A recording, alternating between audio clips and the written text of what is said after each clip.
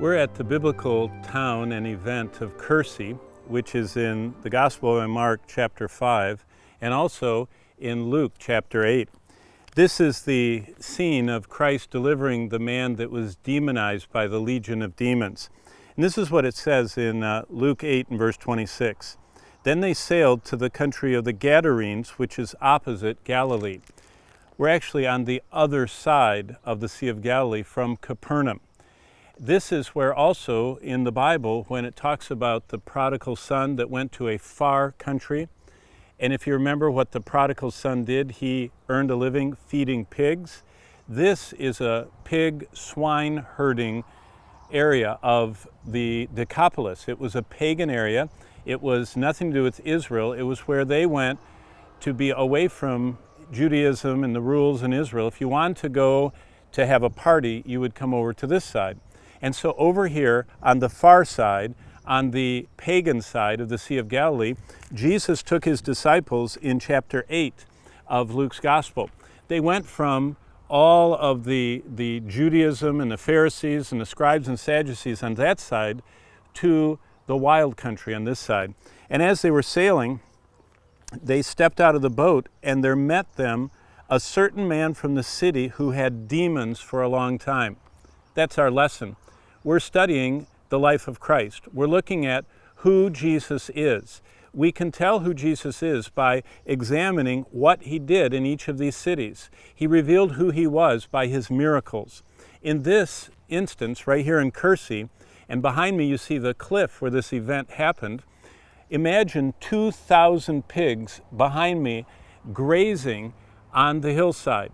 As they're up there with their other pigs rooting around, laying in the sun, this man, filled with a legion, which is 6,000 demons, came down to meet Jesus at the boat. Can you imagine the disciples? I mean, they had left the comforts of Galilee. They came across in a storm, if you remember, scared to death they were going to sink. Jesus calms the storm, but it's almost like they went out of the frying pan into the fire, because this demonized man comes right to the shore, and it says that he cried out, and after running toward them from the tombs, it says he wore no clothes and he did not live in a house. And it says in verse 29 that he was often kept under guard, bound with chains and shackles, and he could break them, and he would run screeching off, cutting himself into the tombs. That was a horrible scene for the disciples. They wanted to get back in the boat and go home. Jesus wanted to show them he has the power to transform anyone.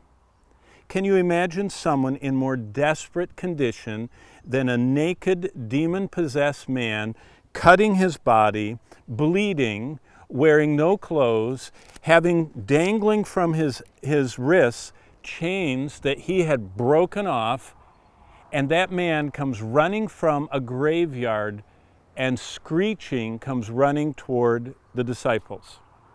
I know personally I would have gotten back in the boat, but Jesus said, I want to show you the power that I offer to you, the resurrection power of Jesus Christ.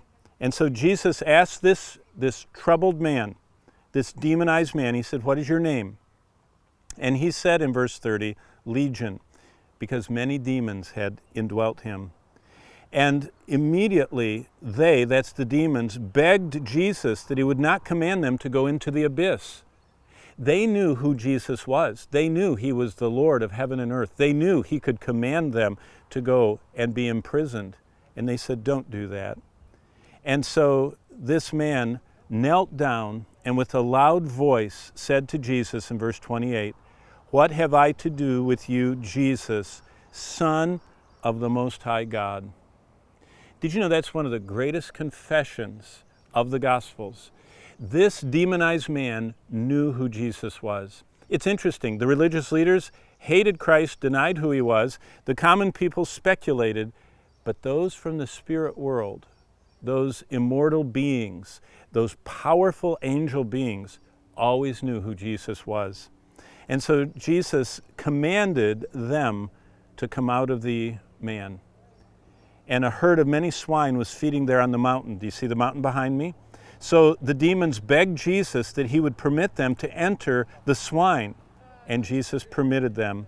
And the demons went out of the man, entered the swine, and the herd ran violently down the steep place into the lake and were drowned. Can you imagine the sound and the amazing sight of seeing 2,000 pigs running violently down that hillside and just going straight into the Sea of Galilee? And it says those who fed them saw what had happened, and they fled and told everyone in the city and in the country. So Jesus stayed, and this man needed teaching. He needed to know who Jesus was, and Jesus began instructing him. Some of the other disciples must have had extra provisions with him, because when the crowd comes, this man is clothed. Someone gave away their clothes, their extra clothes, to this man. And when all the townspeople made it, in verse 35, they found him from whom the demons had departed, sitting at the feet of Jesus, clothed and in his right mind, and they were afraid. Jesus has amazing power. Jesus can transform anyone. There is no one beyond his power to transform. No one is too bad, too entrenched or enslaved by demons or sin or occultic practices or evil or wickedness. Jesus can transform anyone. Luke chapter 8 tells us Jesus holds our destiny in his hands. All we have to do is come and cry out to him and come to his feet like this demonized man. And there he was, looking up at Jesus, sitting at his feet, learning about the God of heaven and earth. That must have been amazing. It must have been amazing to see. It must have been amazing to sit at Jesus' feet for that moment and have him teach that brand new believer. Don't you think sometimes, wow, I wish I could have been there? Do you know what's amazing? You have that privilege every morning. Did you know every morning you can open this book and sit at the feet of Jesus, and he can transform your life? He's transforming mine. He can transform yours. This site of Kersey, what a blessing. The power of Jesus. What can he do? He can transform anyone. Just cry out to him, like that man did. In all of his disability, he came to the one who was able, and Jesus transformed him.